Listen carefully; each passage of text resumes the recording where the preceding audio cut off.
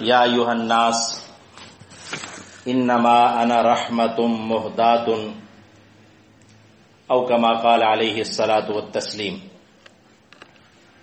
صدق اللہ العظیم وبلغنا رسولہ النبی الامی الکریم ونحن علی ذلک من الشاہدین والشاکرین والحمد للہ رب العالمین۔ اللہم صل علی سیدنا و مولانا محمد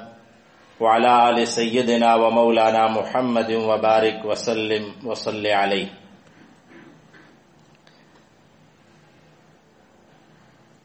خلیق آئے، کریم آئے، رؤوف آئے، رحیم آئے، کہا قرآن نے جن کو صاحب خلق عظیم آئے،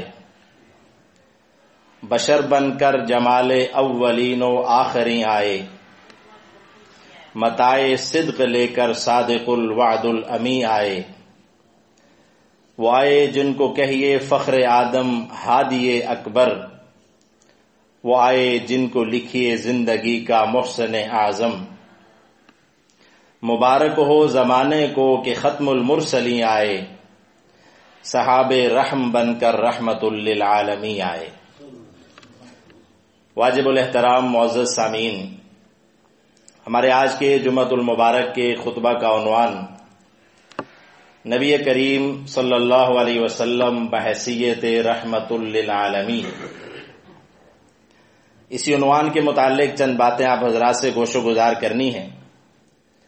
دعا ہے اللہ تعالیٰ سے کہ اللہ تعالیٰ مجھے حق اور سچ کہنے کی اور ہم سب کو اس کے مطابق عمل کرنے کی توفیق عطا فرمائے۔ یہ عنوان کا مفہوم سمجھانا اس لیے کہ واضح ہے، تو بغیر تمہید کے اس بات کی طرف چلتے ہیں کہ رحمت للعالمین نبی کریم صلی اللہ تعالی علیہ وسلم کی ان حیثیات میں سے ہے، ان عظمتوں، ان رفعتوں اور ان شانوں میں سے ایک شان ہے جو اللہ تعالیٰ نے آپ کو قرآن عظیم الشان میں عطا کی ہیں۔ اگر ہم قرآن کریم کا بغور مطالعہ کریں تو ہمیں یوں لگتا ہے کہ اللہ کا قرآن رب کی توحید کے بعد سب سے زیادہ جس چیز کو بیان کرتا ہے وہ میرے نبی صلی اللہ علیہ وسلم کی شان ہے۔ اللہ کے قرآن نے حضور صلی اللہ علیہ وسلم کی مختلف حیثیتیں بیان کی ہیں۔ فرمایا یا ایھا النبی انا ارسلناک شاہدا ومبشرا ونذیرا، اے میرے نبی آپ شاہد بھی ہیں، مبشر بھی ہیں، نذیر بھی ہیں، وداعیا الی اللہ، اور آپ اللہ کی طرف بلانے والے داعی ہیں، وسراجا منیرا، اور آپ سراج منیر ہیں۔ فرمایا کہ ایک اور جگہ پہ کہ یا ایھا الناس، اے لوگو میں تم سب کی طرف انی رسول اللہ الیکم جمیعا، میں تم سب کی طرف اللہ کا رسول بن کے آیا۔ آپ کی یہ شان اور یہ عظمت ہے کہ آپ ایک قوم، ایک ملک، ایک علاقے، ایک زمانے کے پیغمبر نہیں ہیں، آپ سارے جہانوں اور سارے زمانوں کے پیغمبر ہیں۔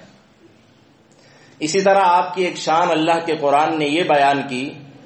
کہ آپ خاتم النبیین ہیں۔ ما کان محمد ابا احد من رجالکم ولکن رسول اللہ وخاتم النبیین، کہ محمد صلی اللہ علیہ وسلم تمہارے مردوں میں سے کسی کے باپ نہیں، ان کی شان یہ ہے کہ وہ اللہ کے رسول ہیں، وخاتم النبیین، اور نبوت کے سلسلے کو اختتام پذیر کرنے والے ہیں۔ یہ اللہ نے آپ کی یہ شانیں بیان کی کہ خاتم النبیین کا اعزاز اور ایوارڈ بھی اللہ نے آپ کو دیا، امام الانبیاء ہونے کا اعزاز اور ایوارڈ بھی آپ کو دیا۔ ان حیثیتوں کے ساتھ ساتھ جو اللہ نے آپ کی ایک اور عظیم حیثیت اور عظمت بیان کی وہ یہ ہے کہ وما ارسلناک الا رحمۃ للعالمین، میرے حبیب ہم نے آپ کو ایک جہان کے لیے نہیں، دو نہیں، سارے جہانوں کے لیے آپ کو رحمت للعالمین بنا کے بھیجا ہے۔ آپ صرف انسانوں کے لیے رحمت نہیں ہے، اس لیے کہ انسانوں کا جہان اور ہے، جنات کا جہان اور ہے، فرشتوں کا جہان اور ہے، چرند کا، پرند کا، حیوانات کا، نباتات کا، جمادات کا، سب کے اپنے اپنے جہان ہیں، اور میرے حبیب تیری یہ شان ہے کہ تو سب جہانوں کے لیے رحمت للعالمین بن گیا ہے۔ اس لیے اللہ رب العالمین نے قرآن کریم میں بے شمار آیات میں چند آیتیں آپ کے سامنے پڑھتا ہوں جن میں اللہ اپنے حبیب صلی اللہ علیہ وسلم کی رحمت کا بیان فرماتے ہیں۔ سامعین محترم، چند نام ایسے ہیں جو صرف اللہ کے ہیں، اور چند نام ایسے ہیں جو اللہ کے نبی صلی اللہ علیہ وسلم کے ہیں، لیکن کچھ نام ایسے ہیں جو اللہ نے اپنے بھی تھے اور اپنے نبی کو بھی عطا کیے۔ ان ناموں میں سے ایک نام ہے رحیم کا، کہ اللہ نے اپنے آپ کو بھی رحیم کہا، بسم اللہ الرحمن الرحیم، اور اللہ نے اپنے حبیب کو بھی رحیم کہا۔ چنانچہ اللہ رب العالمین ایک آیت میں ارشاد فرماتے ہیں کہ آپ بالمؤمنین رؤوف الرحیم، میرے حبیب آپ ایمان والوں کے لیے رؤوف بھی ہیں اور آپ ایمان والوں کے لیے رحیم بھی ہیں۔ ایک جگہ اللہ رب العالمین ارشاد فرماتے ہیں فبما رحمت من اللہ لنت لہم، یہ اللہ کی رحمت ہے کہ آپ ایمان والوں کے لیے نرم دل ہیں۔ وَلَوْ كُنْتَ فَظًّا غَلِيظَ الْقَلْبِ لَانفَضُّوا مِنْ حَوْلِكَ، اگر آپ سخت ہوتے، آپ کی رحمت عام نہ ہوتی تو یہ لوگ آپ کے آس پاس جمع نہ ہوتے، یہ آپ پہ اپنی جانیں نچھاور نہ کرتے۔ ایک جگہ اللہ رب العالمین یوں ارشاد فرماتے ہیں قُلْ بِفَضْلِ اللَّهِ وَبِرَحْمَتِهِ فَبِذَلِكَ فَلْيَفْرَحُوا، ایمان والو اللہ نے جو تمہیں فضل عطا کیا، اللہ کی رحمت جو تمہیں عطا کی ہے، اس رحمت کی ملنے پر خوش ہو جاؤ، خوشی جو ہے مناؤ۔ اور ایک جگہ اللہ رب العالمین یوں ارشاد فرماتے ہیں وَأَقِيمُوا الصَّلَاةَ وَآتُوا الزَّكَاةَ وَأَطِيعُوا اللَّهَ وَالرَّسُولَ لَعَلَّكُمْ تُرْحَمُونَ، ایمان والو نماز پڑھو، زکوٰۃ دو، اور اللہ کے رسول کی اطاعت کرو تاکہ تم پہ رحم ہو۔ گویا اللہ یہ فرمانا چاہتے ہیں تم نماز قائم کرنے والے بنو، تم زکوٰۃ دینے والے بنو، تم اللہ کے رسول کی اطاعت کرنے والے بنو، اللہ کی رحمتیں برسانا یہ میرے رب کا کام ہے،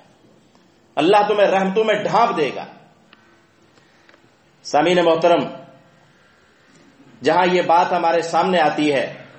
کہ آپ سارے جہانوں کے لیے پیغمبر ہیں، خصوصاً آپ انسانوں کے لیے پیغمبر بن کے آئے، کہ آپ کی وجہ سے انسانیت کو عزت اور عظمت ملی، انسانیت کو اپنا کھویا ہوا مقام ملا، ظلم و استبداد اور جبر کا خاتمہ ہوا، نسلی اور امتیازی تعصبات ختم ہوئے، اور جتنی قسم کی بھی جہالت تھی اللہ کے نبی صلی اللہ علیہ وسلم کے آنے سے انسانیت کے اوپر سے وہ جہالت کے سائے ہٹ گئے اور روشنی کے سائے چھا گئے۔ سامعین محترم، اللہ کے حبیب صلی اللہ علیہ وسلم کی رحمت ہم نے عرض کیا کہ انسانوں کے لیے ہے۔ پھر انسانوں میں دو قسمیں ہیں، انسان وہ جو اہل ایمان ہیں، اور انسان وہ جو ایمان والے نہیں ہیں، جن کو ہم کافر کہتے ہیں، اللہ کا نافرمان اور اللہ کا باغی کہتے ہیں۔ میرے نبی کی رحمت دونوں طرح کے لوگوں کے لیے ہے۔ اللہ کے حبیب صلی اللہ علیہ وسلم کی رحمت اہل ایمان کے لیے تو اس طرح سے ہے، اہل ایمان اللہ کے نبی صلی اللہ علیہ وسلم کی رحمت سے اس طرح مفید ہوتے ہیں، مستفید ہوتے ہیں کہ اہل ایمان کو اللہ کے حبیب صلی اللہ علیہ وسلم کی تشریف آوری سے، آپ کی تعلیمات سے صحیح عقیدہ ملا، توحید ملی، شرک سے نجات ملی، حلال اور حرام کے قوانین ملے، اہل ایمان کو وہ عزت ملی جس کے وہ صدیوں سے طلبگار تھے، انہیں اللہ کے در پہ جھکنا سکھایا آپ نے انہیں بندوں کی غلامی سے نکال کر اللہ کی غلامی میں لایا، آپ وہ تعلیمات لے کے آئے جس سے بندوں کو، اہل ایمان کو دنیا میں بھی اللہ کی رحمت عطا ہوئی اور آخرت میں بھی وہ اللہ کی رحمت کے طلبگار اور مستحق ہوں گے۔ اور کافروں پہ میرے نبی صلی اللہ علیہ وسلم کی رحمت اس طرح سے ہے کہ اللہ رب العالمین نے قرآن عظیم الشان میں ایک جگہ سورہ انفال کی آیت نمبر 33 میں یوں ارشاد فرمایا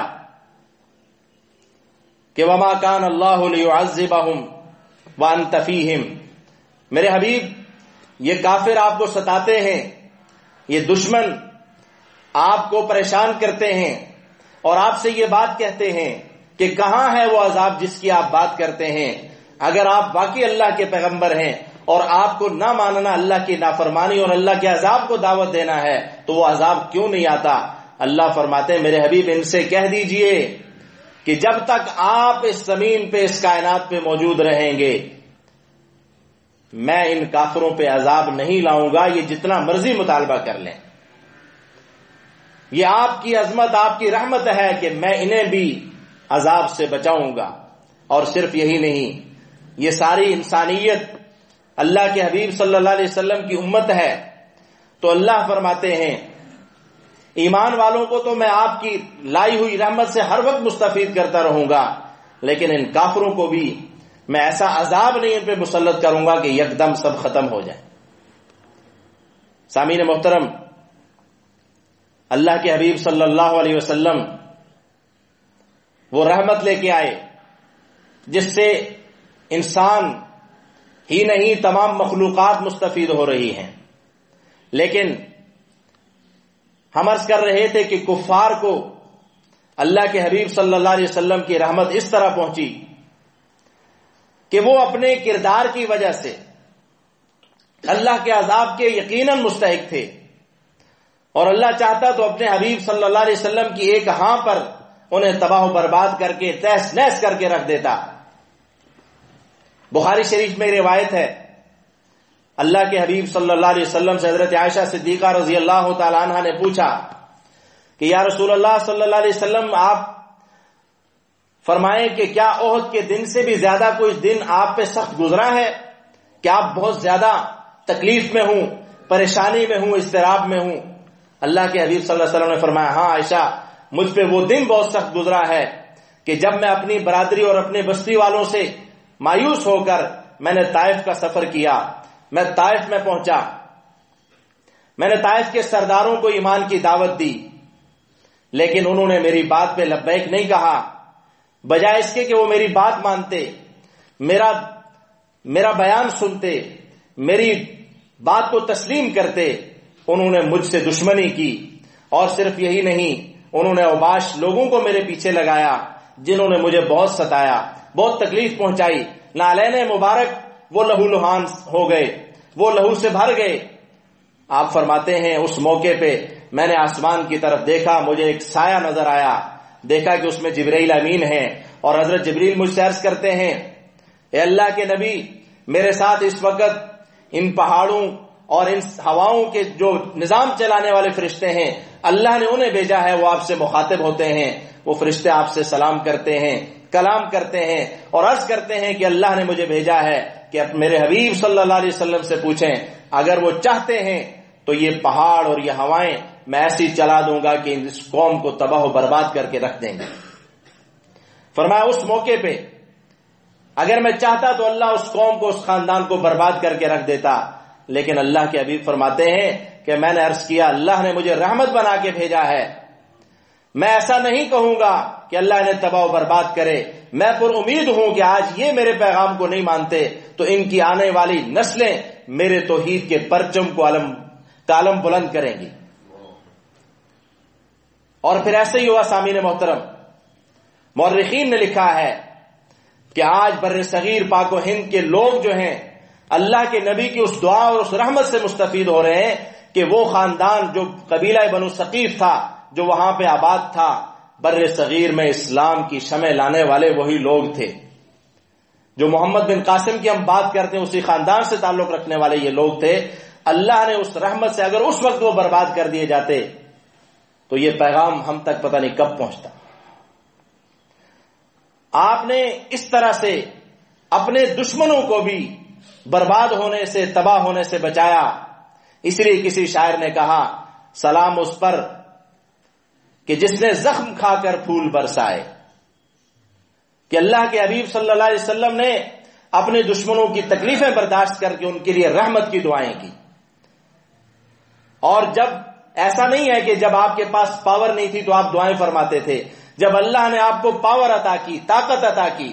اور آپ کے پاس لاکھوں کا مجمع تھا، آپ چاہتے تو سارے مکہ کو، فتح مکہ کے موقع پہ ان کفار کو تہس نہس کر کے رکھ دیتے. اور اس وقت ایک مجاہد، ایک صحابی آواز لگاتے ہیں، الیوم یوم الملحمہ، آج جنگ کا دن ہے، آج بربادی کا دن ہے. اللہ کے حبیب صلی اللہ علیہ وسلم نے جب یہ آواز سنی تو آپ نے فرمایا نہیں، الیوم یوم المرحمہ، آج رحمت کا دن ہے، آج شفقت کا دن ہے. اور اس موقع پہ جب آپ چاہتے تو سب سے انتقام لے لیتے. اللہ کے حبیب صلی اللہ علیہ وسلم نے فرمایا لا تثریب علیکم اليوم یغفر اللہ لکم، میں آج تم سے کوئی انتقام نہیں لیتا، میں ایک دعا کرتا ہوں کہ اللہ تم سب کی بخشش فرما دے. سامعین محترم، آپ کی رحمت بھرے، شفقت بھرے وہ قوانین جو حجۃ الوداع کے موقع پہ آپ ایک چارٹر پاس کرتے ہیں، قانون دیتے ہیں اس انسانیت کو، وہ رحمتوں بھرا قانون ایسا ہے جس میں اللہ کے حبیب صلی اللہ علیہ وسلم نے فرمایا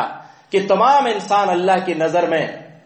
تمام اہل ایمان اللہ کی نظر میں برابر ہیں. افضل وہ ہے جس کا تقوی زیادہ ہے. کسی کالے کو گورے پر، گورے کو کالے پر، عربی کو اجمی پر، اجمی کو عربی پر کوئی فضیلت حاصل نہیں ہے سوائے تقوی کے. آج دنیا نسلی امتیازات کا شکار ہے، اور آپ دیکھتے ہیں کہ کالے اور گورے کی لڑائیاں اس تہذیب میں موجود ہیں جو اپنے آپ کو مہذب کہتے ہیں، جو اپنے آپ کو دنیا کو حقوق دینے والے کہتے ہیں. آج وہ بھی نسلی امتیاز ختم نہیں کر سکے. لیکن اللہ کے نبی صلی اللہ علیہ وسلم جو رحمت لے کے آئے وہ یوں ہے کہ ایک ہی صف میں کھڑے ہوئے محمود و ایاز، نہ کوئی بندہ رہا نہ کوئی بندہ نواز. اس دن جب فتح مکہ ہوتا ہے، اللہ کے حبیب صلی اللہ علیہ وسلم کے ساتھ سواری پہ جو سوار ہے وہ ایک غلام کی اولاد ہے. یہ اللہ کے نبی نے درس دیا. آپ کی تشریف آوری سے انسانیت کا ہر طبقہ وہ عظمتوں سے نوازا گیا. وہ غلام ہوں، وہ یتیم ہوں، وہ عورتیں ہوں، وہ بچے ہوں، وہ مزدور ہوں، سب کے لیے اللہ کے حبیب صلی اللہ علیہ وسلم نے وہ تاریخی اور بے مثال ارشادات آپ نے ارشاد فرمائے کہ جس کے نتیجے میں سب کو ان کے حقوق ملے. آپ نے فرمایا مزدور کا پسینہ خشک ہونے سے پہلے اس کی مزدوری عطا کرو. غلاموں کے ساتھ وہ سلوک کرو جو اپنی اولاد کے ساتھ کرتے ہو. جو خود کھاتے ان کو کھلاؤ، جو خود پہنتے ہو وہ انہیں پہناؤ. عورتوں کے لیے آپ نے وہ عظمت، جب ایک شخص حاضر ہوتا ہے وہ کہتا ہے یا رسول اللہ مجھ سے اتنا بڑا گناہ ہو گیا ہے جو زمین سے بھی بڑا ہے، جو زمین جتنا ہے آسمان جتنا ہے. اللہ کے حبیب صلی اللہ علیہ وسلم نے جب اس کی بات سنی، اس نے کہا میں نے اپنی بیٹی کو زندہ درگور کیا ہے. حضور نے فرمایا تو میرا کلمہ پڑھ لے، میں وہ رحمت لے کے آیا ہوں جو زمین و آسمان سے بھی بڑی ہے. سامعین محترم، انسان تو دور کی بات ہے، اللہ کے نبی صلی اللہ علیہ وسلم کی تشریف آوری سے جانوروں کو بھی حقوق ملے. آپ صلی اللہ علیہ وسلم نے ارشاد فرمایا، سامعین محترم، اللہ کے حبیب صلی اللہ علیہ وسلم کی یہ باتیں آپ جانوروں کے متعلق جو آپ نے ارشاد فرمائی، آپ دیکھیں حضور نے فرمایا جانوروں کو ممبر نہ بناؤ کہ تم گھوڑے پہ یا خچر پہ سوار ہو اور اوپر بیٹھ کے باتیں کرو. ان کو ممبر نہ بناؤ، انہیں تکلیف ہوتی ہے. نیچے اتر کے جو بات کرنی ہے وہ کرو، ان کو تکلیف نہ پہنچاؤ. آپ نے فرمایا ان کی خوراک کا خیال رکھو، چراگاہوں میں انہیں آزاد چھوڑو، باندھ کے نہ رکھو. اور آپ نے فرمایا بلا وجہ انہیں مارو نہ، قتل نہ کرو. اور اگر کوئی حلال جانور ذبح بھی کرنا ہے تو پھر اسے بھی راحت پہنچاؤ. چھری پہلے تیز کرو، بعد میں اسے ذبح کرو، اور ذبح کرتے ہوئے بھی کوشش کرو کہ اسے کم سے کم تکلیف پہنچے. اور پھر آپ نے فرمایا کہ جانوروں کو آپس میں مت لڑاؤ، تم تماشا دیکھو گے، تمہیں لطف آئے گا، لیکن وہ آپس میں ایک دوسرے پہ ظلم کریں گے، وہ مریں گے ماریں گے، یہ ان کے ساتھ زیادتی ہے. ایک گدھا آپ صلی اللہ علیہ وسلم نے دیکھا کہ انتہائی کمزور، تو آپ نے اس کے مالک کو بلایا. ایسے ہی اونٹ کے بارے میں بھی آتا ہے، ان کے مالکوں کو بلا کے فرمایا کہ یہ شکایت کر رہے ہیں کہ تم ان سے کام زیادہ لیتے ہو اور ان کی خوراک کا خیال نہیں رکھتے. تو میرے حبیب صلی اللہ علیہ وسلم جانوروں کے لیے بھی رحمت بن کے آئے. آپ وہ قوانین اور وہ تعلیمات لے کے آئے. دنیا آج ان چیزوں کے، ہم لوگ کہتے ہیں کہ فلاں تہذیب بہت اچھی ہے، اس میں تو جانوروں کے بھی حقوق ہیں. کاش کہ ہم اپنے حبیب صلی اللہ علیہ وسلم کی تعلیمات کو پڑھیں. یہاں پہ کوئی ذرہ بھی ایسا نہیں ہے جس کے حقوق، اللہ کے حبیب صلی اللہ علیہ وسلم فرمایا درختوں کو بلا وجہ مت کاٹو. درختوں کے بھی حقوق آپ نے بیان فرمائے. سامعین محترم، یہ رحمت وہ ہے جس کا کوئی کنارہ نہیں ہے. یہ بحر بے کرام و سمندر ہے جس کے فیض سے بنجر سینوں نے شادابی پائی ہے، موج میں وہ رحمت کا دریا کل بھی تھا اور آج بھی ہے۔ اس لیے ضرورت آج کے دور میں اس بات کی ہے کہ ہم اللہ کے حبیب صلی اللہ علیہ وسلم کی ان تعلیمات کو پڑھ کر، سمجھ کر اس کو اپنانے والے بنیں، تاکہ اس رحمت کے حقیقی مستحق ہم سب بنیں جو اللہ کے حبیب صلی اللہ علیہ وسلم لے کر آئے تھے۔ ہوں لاکھوں سلام اس آقا پر، بت لاکھوں جس نے توڑ دیے، دنیا کو دیا پیغام سکون، طوفانوں کے رخ موڑ دیے۔ اس محسن اعظم نے کیا کیا نہ دیا انسانوں کو، دستور دیا، منشور دیا، کچھ راہیں دی، کچھ موڑ دیے۔ اللہ تعالیٰ ہم سب کو عمل کی توفیق عطا فرمائے۔ وما علینا الا البلاغ المبین۔